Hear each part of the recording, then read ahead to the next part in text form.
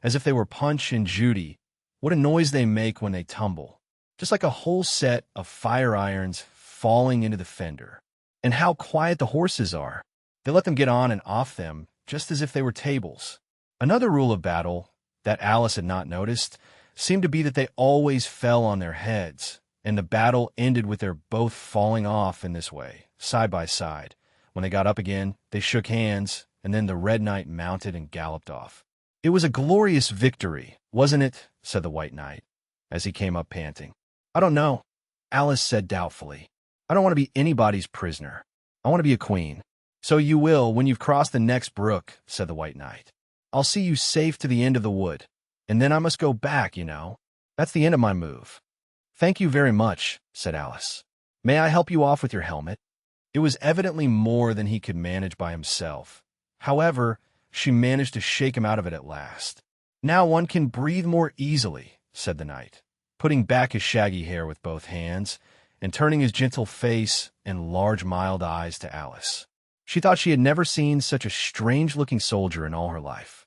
He was dressed in tin armor, which seemed to fit him very badly, and he had a queer-shaped little deal box fastened across his shoulder, upside down, and with the lid hanging open. Alice looked at it with great curiosity. "I see you're admiring my little box," the knight said in a friendly tone. "It's my own invention, to keep clothes and sandwiches in. You see, I carry it upside down, so that the rain can't get in. But the things can get out," Alice gently remarked. "Do you know the lid's open?" "I didn't know it," the knight said, a shade of vexation passing over his face. "Then all the things must have fallen out, and the box is no use without them." He unfastened it as he spoke, and was just going to throw it into the bushes, when a sudden thought seemed to strike him, and he hung it carefully on a tree. "Can you guess why I did that?" he said to Alice. Alice shook her head, "In hopes some bees may make a nest in it. Then I should get the honey." "But you've got a beehive, or something like one, fastened to the saddle," said Alice. "Yes, it's a very good beehive," the knight said in a discontented tone, "one of the best kind. But not a single bee has come near it yet. And the other thing is a mousetrap. I suppose the mice keep the bees out, or the bees keep the mice out, I don't know which." "I was wondering what the mousetrap was for," said Alice. "It isn't very likely there would be any mice on the horse's back." "Not very likely, perhaps," said the knight. "But if they do come, I don't choose to have them running all about. You see," he went on after a pause, "it's as well to be provided for everything. That's the reason the horse has all those anklets round his feet." "But what are they for?" Alice asked in a tone of great curiosity. "To guard against the bites of sharks," the knight replied. "It's an invention of my own. And now help me on. I'll go with you to the end of the wood. What's the dish for?" "It's meant for plum cake," said Alice. "We'd better take it with us," the knight said. "It'll come in handy if we find any plum cake. Help me to get it into this bag." This took a very long time to manage, though Alice held the bag open very carefully, because the knight was so very awkward in putting in the dish. The first 2 or 3 times that he tried, he fell in himself instead. "It's rather a tight fit, you see," he said, as they got in at last. "There are so many candlesticks in the bag." And he hung it to the saddle, which was already loaded with bunches of carrots and fire irons and many other things. "I hope you've got your hair well fastened on," he continued, as they set off. "Only in the usual way," Alice said, smiling. "That's hardly enough," he said, anxiously. "You see, the wind is so very strong here. It's as strong as soup. Have you invented a plan for keeping the hair from being blown off?" Alice inquired. "Not yet," said the knight, "but I've got a plan for keeping it from falling off. I should like to hear it very much." "First you take an upright stick," said the knight. "Then you make your hair creep up it, like a fruit tree. Now the reason hair falls off is because it hangs down. Things never fall upwards, you know. It's a plan of my own invention. You may try it if you like." It didn't sound a comfortable plan, Alice thought, and for a few minutes she walked on in silence, puzzling over the idea, and every now and then stopping to help the poor knight, who certainly was not a good rider. Whenever the horse stopped, which it did very often, he fell off in front, and whenever it went on again, which it generally did rather suddenly, he fell off behind. Otherwise he kept on pretty well, except that he had a habit of now and then falling off sideways. And, as he generally did this on the side on which Alice was walking, she soon found that it was the best plan not to walk quite close to the horse. "I'm afraid you've not had much practice in riding," she ventured to say, as she was helping him up from his fifth tumble. The knight looked very much surprised and a little offended at the remark. "What makes you say that?" he asked, as he scrambled back into the saddle, keeping hold of Alice's hair with one hand to save himself from falling over on the other. Sighed, "Because people don't fall off quite so often when they've had much practice." "I've had plenty of practice," the knight said very gravely. "Plenty of practice." Alice could think of nothing better to say than indeed, but she said it as heartily as she could. They went on a little way in silence after this, the knight with his eyes shut, muttering to himself, and Alice watching anxiously for the next tumble. "The great art of riding," the knight suddenly began in a loud voice, waving his right arm as he spoke, "is to keep—" Here the sentence ended as suddenly as it had begun, as the knight fell heavily on the top of his head exactly in the path where Alice was walking.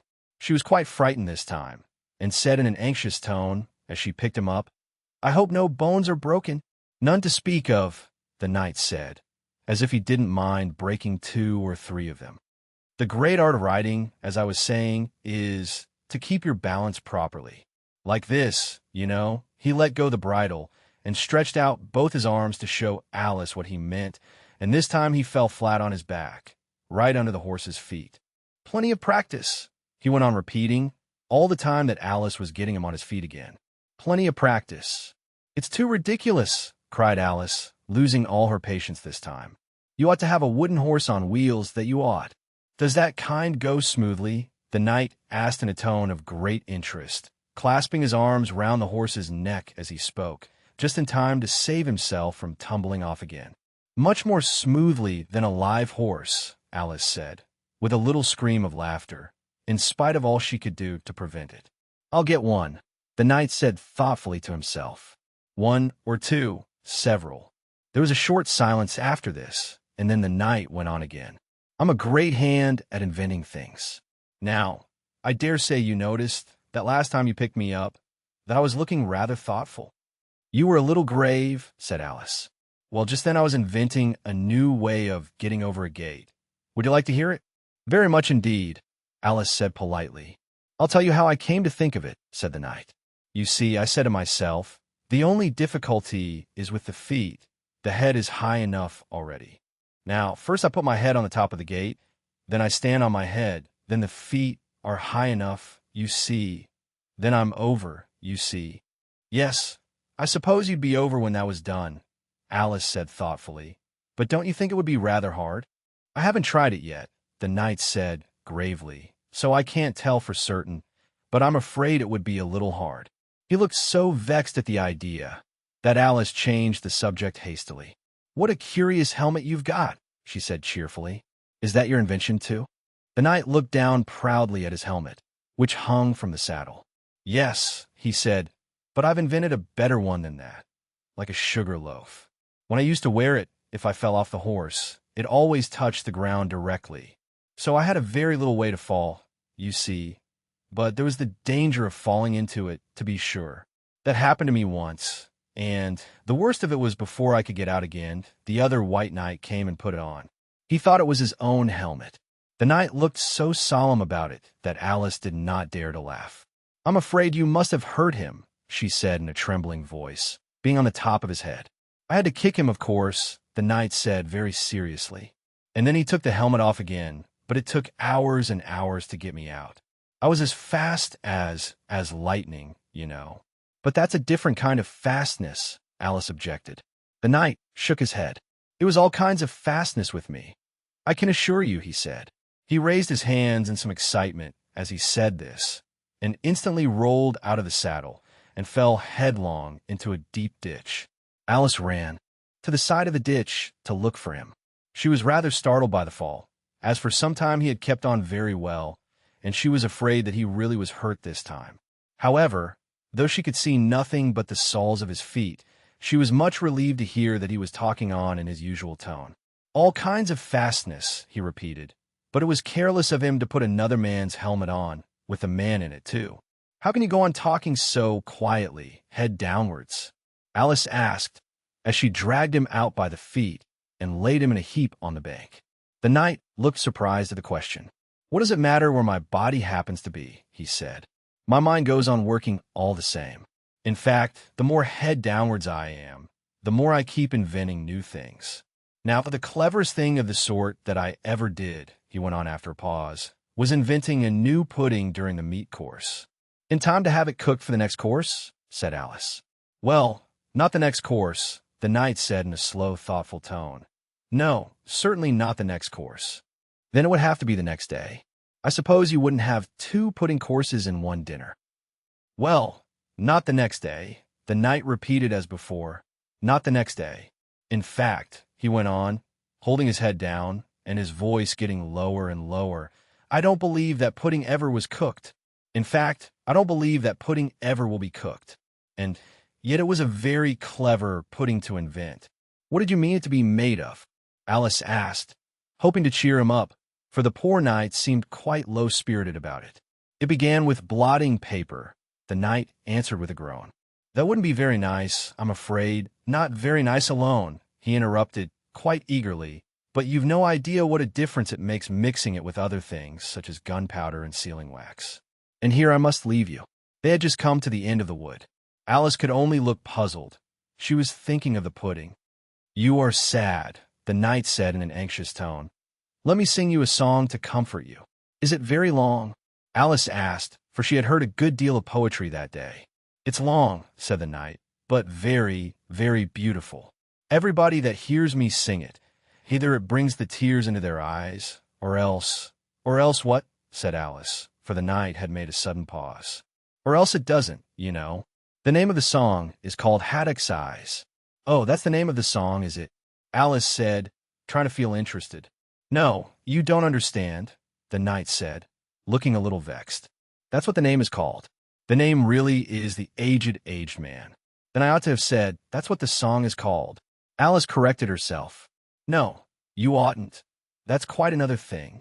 The song is called Ways and Means, but that's only what it's called, you know." "Well, what is the song, then?" said Alice, who was by this time completely bewildered. "I was coming to that," the knight said. "The song really is A Sitting on a Gate, and the tune's my own invention." So saying, he stopped his horse and let the reins fall on its neck. Then, slowly beating time with one hand, and with a faint smile lighting up his gentle, foolish face, as if he enjoyed the music of his song, he began. Of all the strange things that Alice saw in her journey through the looking-glass, this was the one that she always remembered most clearly. Years afterwards, she could bring the whole scene back again, as if it had been only yesterday. The mild blue eyes and kindly smile of the knight, the setting sun gleaming through his hair and shining on his armor in a blaze of light that quite dazzled her, the horse quietly moving about, with the reins hanging loose on his neck, cropping the grass at her feet, and the black shadows of the forest behind. All this she took in like a picture as, with one hand shading her eyes, she leant against a tree, watching the strange pair and listening, in a half-dream, to the melancholy music of the song. "But the tune isn't his own invention," she said to herself. "It's I give thee all, I can no more." She stood and listened very attentively, but no tears came into her eyes. "I'll tell thee everything I can. There's little to relate. I saw an aged man is sitting on a gate." "Who are you, aged man?" I said, "and how is it you live?" And his answer trickled through my head like water through a sieve. He said, "I look for butterflies that sleep among the wheat. I make them into mutton pies and sell them in the street. I sell them unto men," he said, "who sail on stormy seas. And that's the way I get my bread. A trifle, if you please. But I was thinking of a plan to dye one's whiskers green and always use so large a fan that they could not be seen. So, having no reply to give to what the old man said, I cried, 'Come, tell me how you live,' and thumped him on the head. His accents mild took up the tale. He said, 'I go my ways, and when I find a mountain rill, I set it in a blaze. And thence they make a stuff they call Roland's Macassar oil. Yet tuppence halfpenny is all they give me for my toil. But I was thinking of a way to feed oneself on batter, and so go on from day to day, getting a little fatter.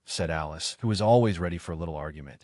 And if you only spoke when you were spoken to, and the other person always waited for you to begin, you see nobody would ever say anything. So that ridiculous, cried the Queen.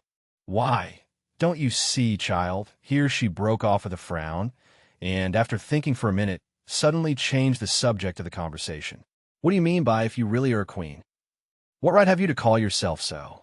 You can't be a queen, you know, till you've passed the proper examination. And the sooner we begin it, the better. I only said if, poor Alice pleaded in a piteous tone. The two queens looked at each other, and the Red Queen remarked, with a little shudder, she says she only said if, but she said a great deal more than that. The White Queen moaned, wringing her hands. Oh, ever so much more than that.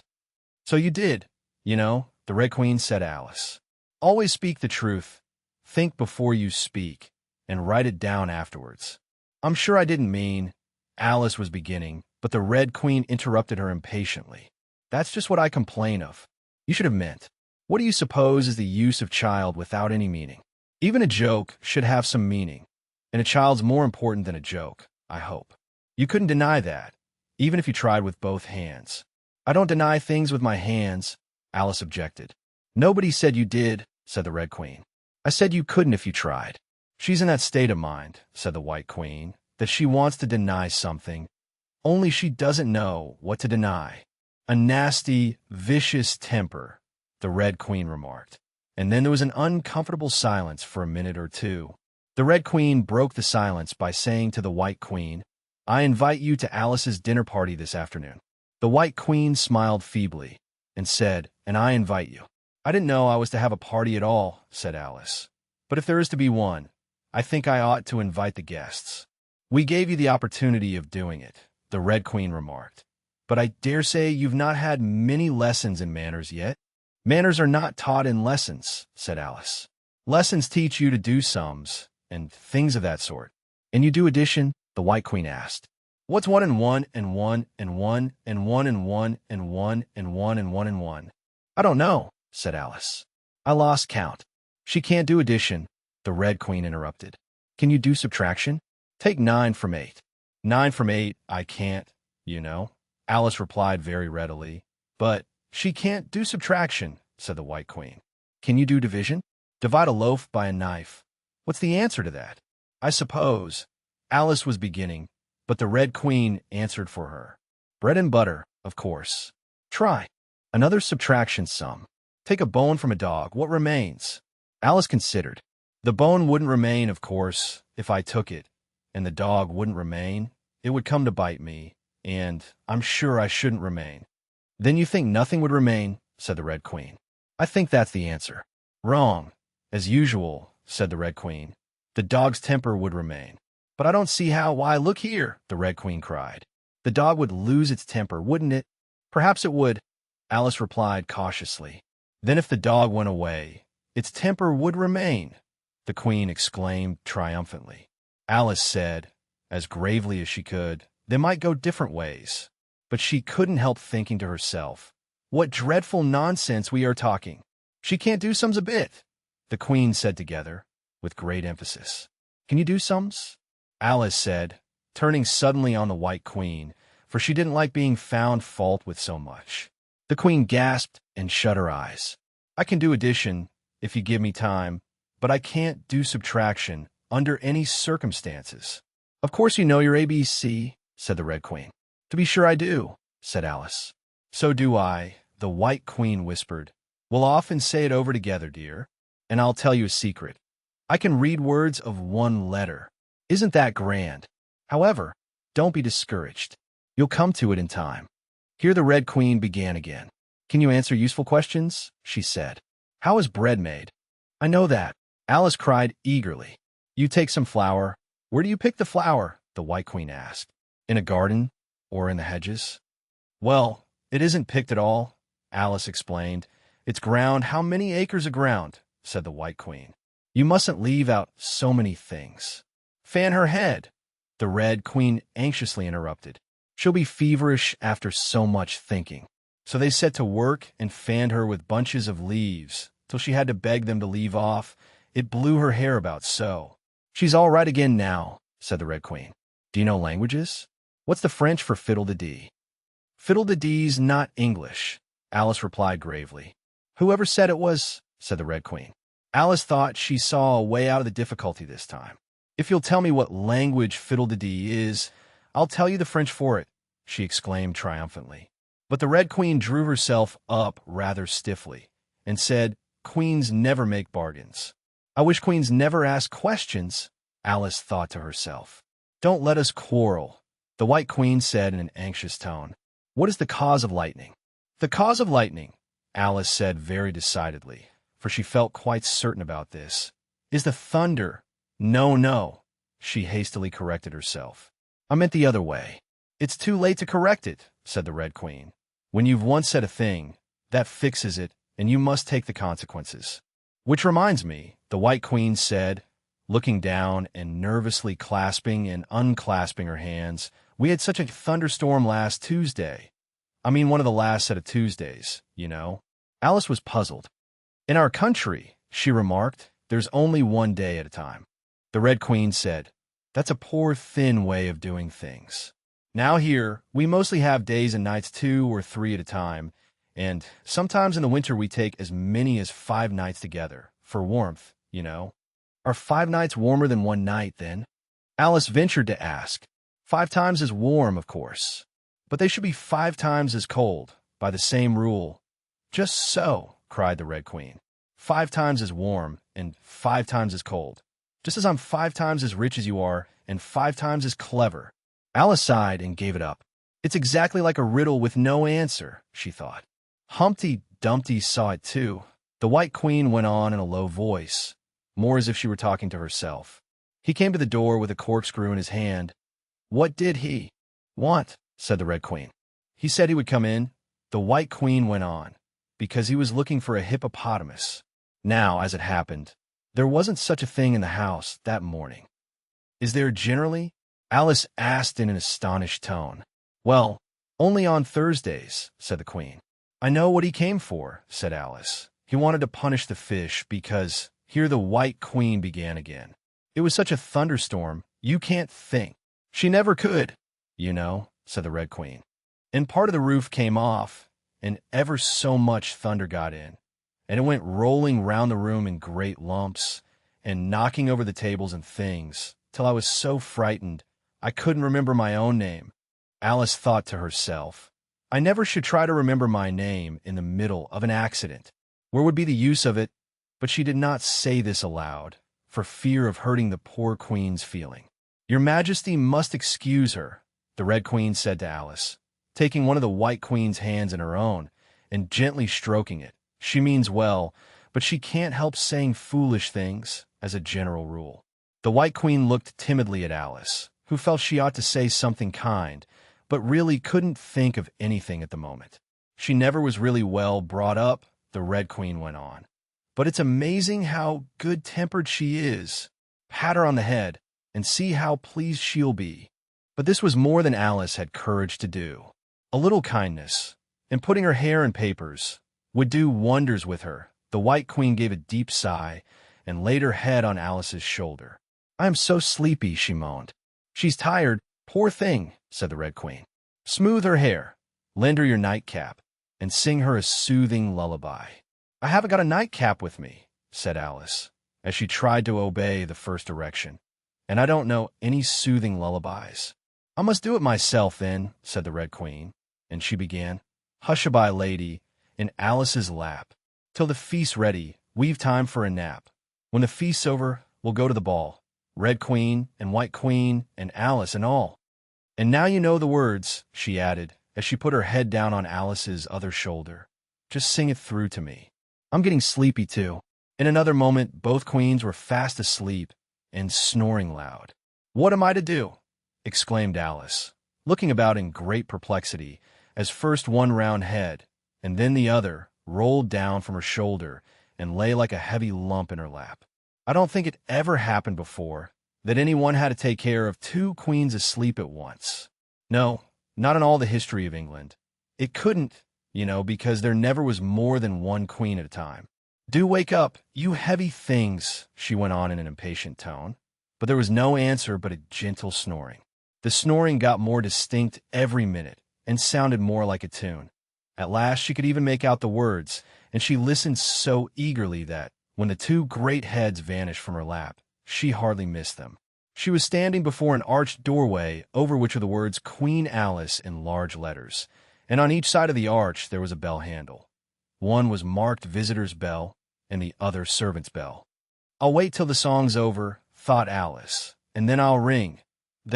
Which bell must I ring?" she went on, very much puzzled by the names. "I'm not a visitor, and I'm not a servant.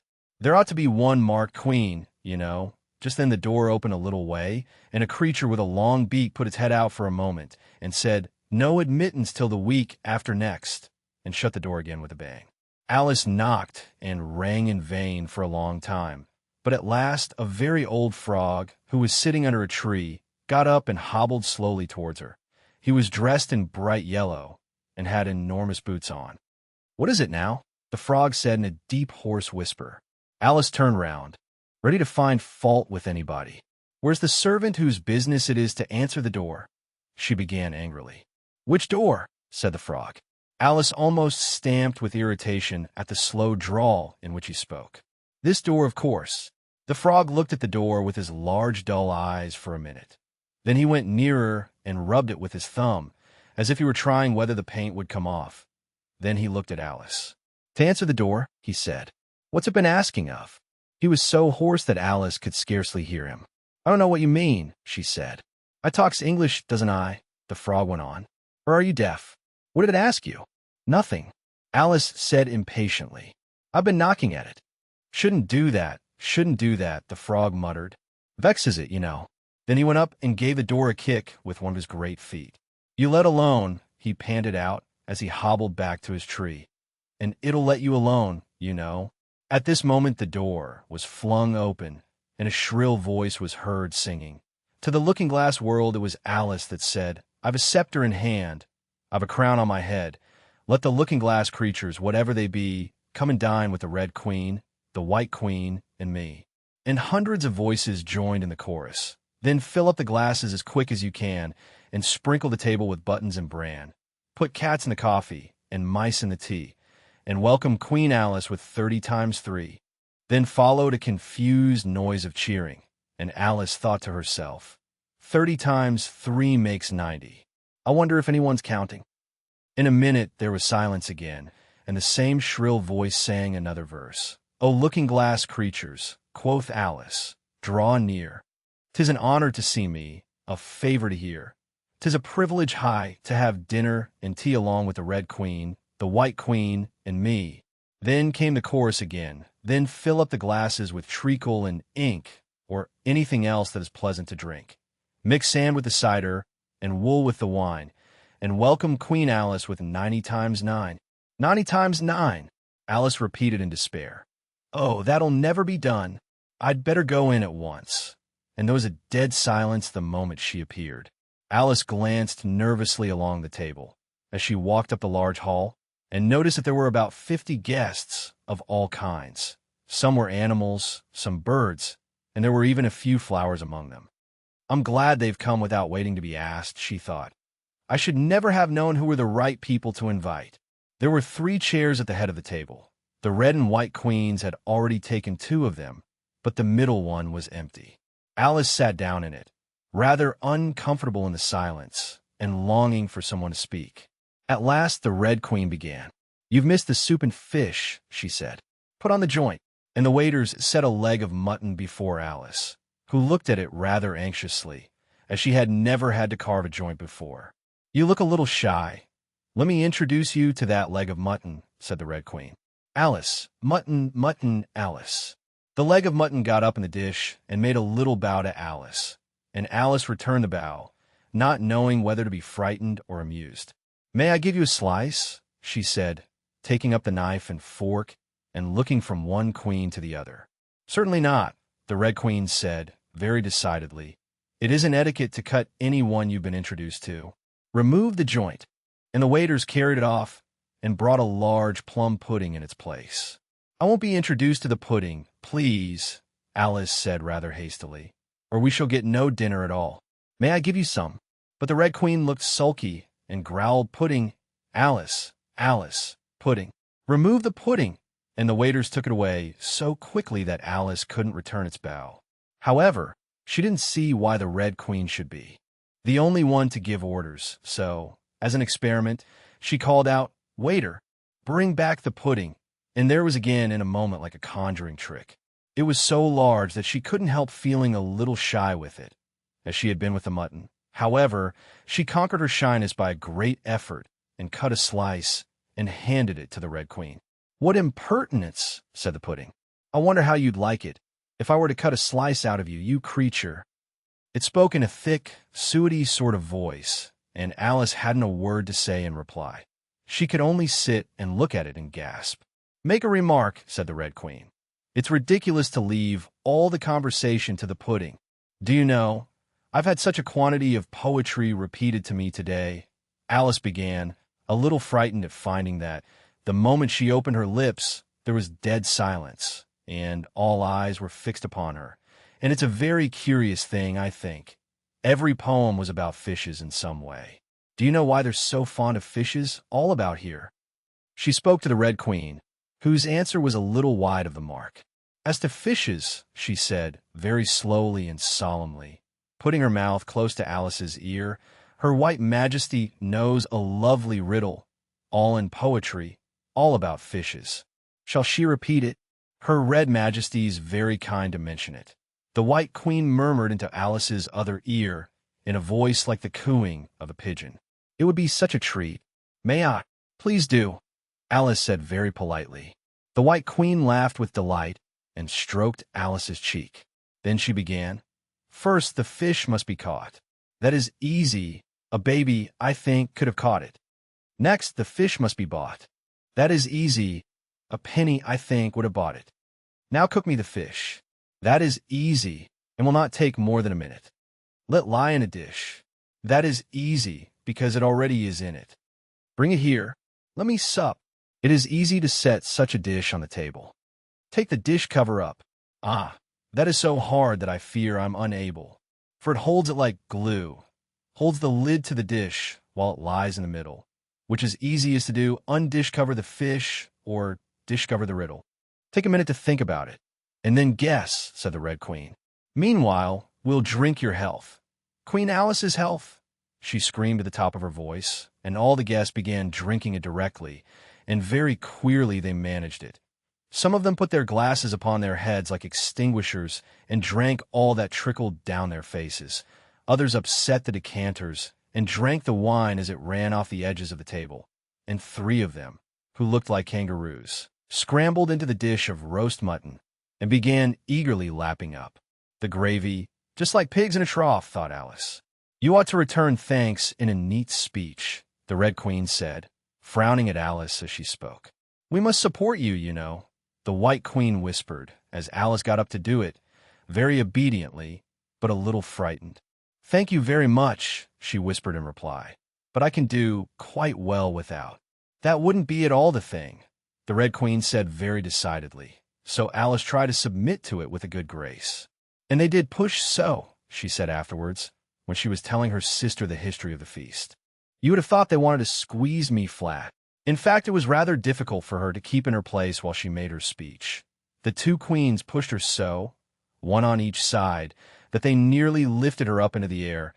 "I rise to return thanks," Alice began. And she really did rise as she spoke, several inches. But she got hold of the edge of the table and managed to pull herself down again. "Take care of yourself," screamed the White Queen, seizing Alice's hair with both her hands. "Something's going to happen."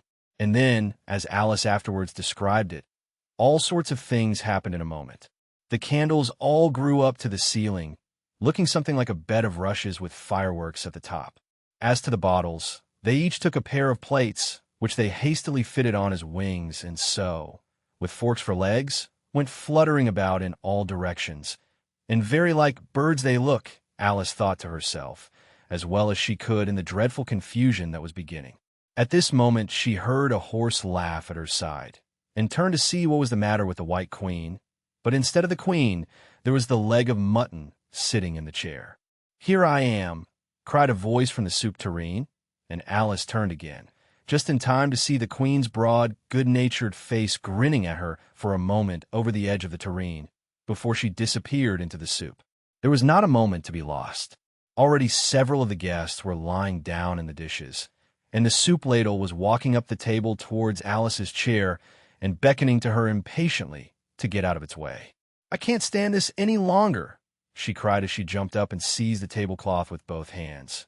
One good pull, and plates, dishes, guests, and candles came crashing down together in a heap on the floor. "And as for you," she went on, turning fiercely upon the Red Queen, whom she considered as the cause of all the mischief. But the queen was no longer at her side.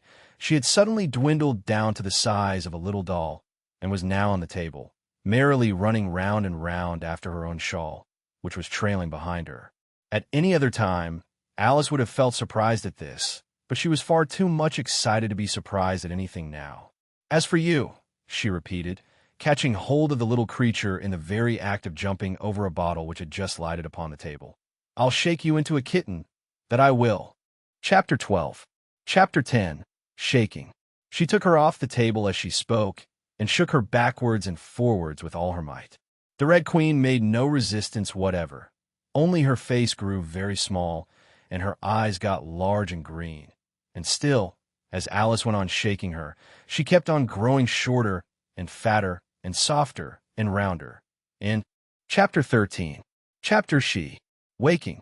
And it really was a kitten, after all. Chapter 14. Chapter XIII. Which dreamed it. "Your Majesty shouldn't purr so loud," Alice said, rubbing her eyes and addressing the kitten, respectfully, yet with some severity. "You woke me out of such a nice dream, and you've been along with me, Kitty, all through the looking-glass world. Did you know it, dear? It is a very inconvenient habit of kittens," Alice had once made the remark, "that whatever you say to them, they always purr. If they would only purr for yes and mew for no, or any rule of that sort," she had said, "so that one could keep up a conversation. But how can you talk with a person if they always say the same thing?" On this occasion, the kitten only purred, and it was impossible to guess whether it meant yes or no. So Alice hunted among the chessmen on the table till she had found the Red Queen. Then she went down on her knees on the hearthrug and put the kitten and the queen to look at each other. "Now, Kitty," she cried, clapping her hands triumphantly, "confess that was what you turned into." "But it wouldn't look at it," she said when she was explaining the thing afterwards to her sister. "It turned away its head and pretended not to see it. But it looked a little ashamed of itself, so I think it must have been the Red Queen.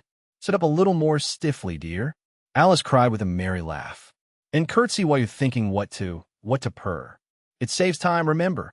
And she caught it up and gave it one little kiss, just in honor of having been a Red Queen.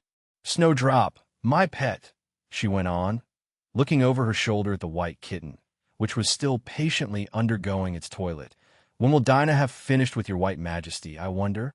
That must be the reason you were so untidy in my dream. Dinah, do you know that you're scrubbing a white queen? Really, it's most disrespectful of you. And what did Dinah turn to, I wonder?"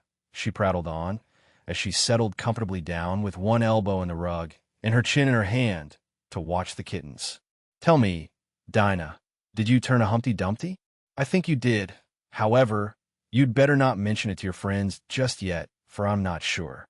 By the way, Kitty, if only you'd been really with me in my dream, there was one thing you would have enjoyed.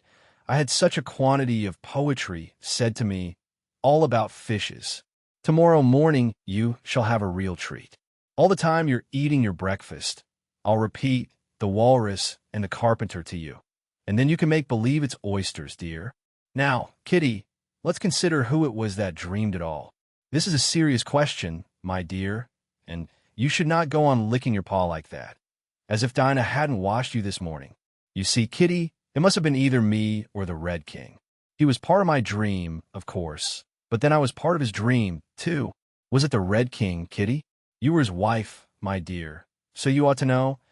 Oh, Kitty, do help to settle it. I'm sure your paw can wait." But the provoking kitten only began on the other paw and pretended it hadn't heard the question. "Which do you think it was?" "A boat beneath a sunny sky, lingering onward dreamily in an evening of July," Children three that nestling near, eager eye and willing ear, pleased a simple tale to hear. Long has paled that sunny sky. Echoes fade and memories die. Autumn frosts have slain July. Still she haunts me, phantom-wise.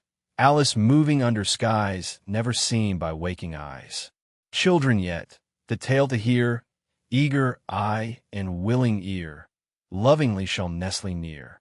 In a wonderland they lie, dreaming as the days go by, dreaming as the summers die, ever drifting down the stream, lingering in the golden gleam. Life, what is it but a dream? The end.